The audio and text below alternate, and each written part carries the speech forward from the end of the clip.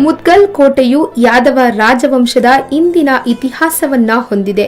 ಇವುಗಳ ಹಲವಾರು ಶಾಸನಗಳು ಪಟ್ಟಣ ಮತ್ತು ಸುತ್ತಮುತ್ತಲಿನ ಪ್ರದೇಶಗಳಲ್ಲಿ ಪತ್ತೆಯಾಗಿವೆ. ಬೆಟ್ಟದ ಮೇಲಿನ ಕೋಟೆಯ ನಿರ್ಮಾಣಗಳಲ್ಲಿ ರಾಜಮನೆತನದ ಕಟ್ಟಡಗಳನ್ನು ಬುರುಜುಗಳೊಂದಿಗೆ ಗೋಡೆಯೊಂದಿಗೆ ನಿರ್ಮಿಸಲಾಗಿದೆ.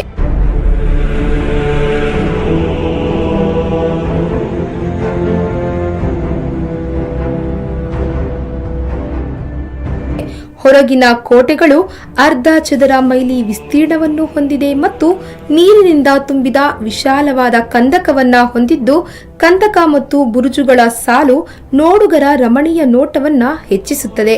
ಬಾಲಾ ಹಿಸಾರನ್ನು ಬೆಟ್ಟದ ತುದಿಯಲ್ಲಿ ನಿರ್ಮಿಸಲಾಗಿದ್ದು, ಇಲ್ಲಿ ಪ್ರಸ್ತುತ ನೀವು ಪಿರಂಗಿಯನ್ನು ಸಹ ನೋಡಬಹುದು.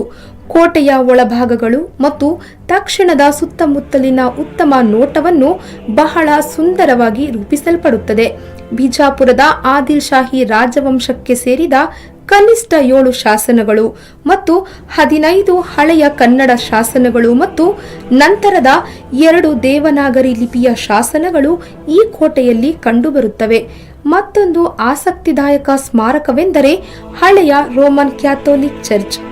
ಈ ಚರ್ಚ್ 1557ರ ಸುಮಾರಿಗೆ ಜೆಸ್ಯೂಟ್ಗಳು ನಿರ್ಮಿಸಿದ್ದು, ಹಿಂದಿನ ಚರ್ಚ್ನ ಅಡಿಪಾಯದ ಮೇಲೆಯೇ ಪ್ರಸ್ತುತ ಈ ಒಂದು ಕೋಟೆ ನಿಂತಿದೆ ಎಂದು ನಂಬಲಾಗಿದೆ.